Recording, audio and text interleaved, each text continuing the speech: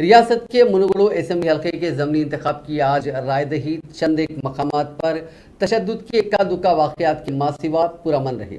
शाम 5 बजे तक 77.55% पोलिंग रिकॉर्ड की गई, जबकि 6 बजे रायदही का वक्त होने के बाद भी कतार में ठहरे हुए राय दहिंदों को वोट के हक से इस्तिफादा का मौका दिया गया, जिससे पोलिंग के तनासुब में ज़बरदस्त इजाफे का इम्कान है। सुबह 7 बजे रायदही का अमल शुरू हुआ। उस वक्त से ही पोलिंग मराकज पर राय दहिंदों की तवील कतार देखी गई। ये सिलसिला पोलिंग के खत्म होने तक देखा गया। हल्के में 119 पोलिंग मराकज में माफ कीजिएगा 289 पोलिंग मराकज में से 119 बूथ कायम किए गए थे। शाम 5 बजे तक हल्के में 1,87,527 वोटर्स ने अपने वोट के हक से इस्तेफादा किया।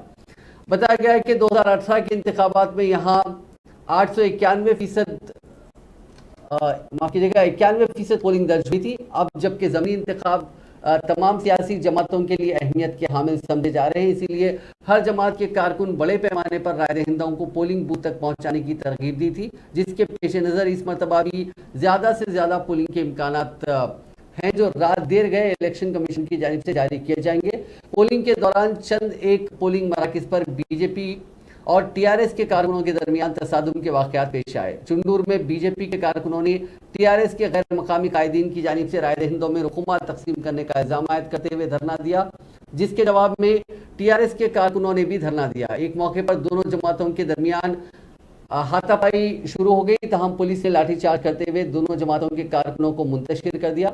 इस वाक़े की इत्तला के साथ ही बीजेपी के उम्मीदवार राजगोपाल रेड्डी वहां पहुंच गए और पुलिस पर जानिबदारी का इल्जाम आयद किया। उन्होंने कहा कि बीजेपी के कारकुनों की जानिब से टीआरएस के गैर मकामी कायदीन की शिनाख्त किए जाने के बावजूद पुलिस ने उन्हें हल्के से बाहर नहीं किया और न ही कोई कार्रवाई की। मरीगुड़ा मंडल के भीमनापल्ली में बीजेपी के कारकुनों ने एक कार को रोक दिया जिसमें शराब मुंतकिल की जा रही थी। बीजेपी कारकुनों ने इल्जाम लगाया कि उस गांव के इंचार्ज वजीर ज़राअत निरंजन रेड्डी हैं, उनकी हिदायत पर ही वोटर्स में शराब तकसीम की जा रही है।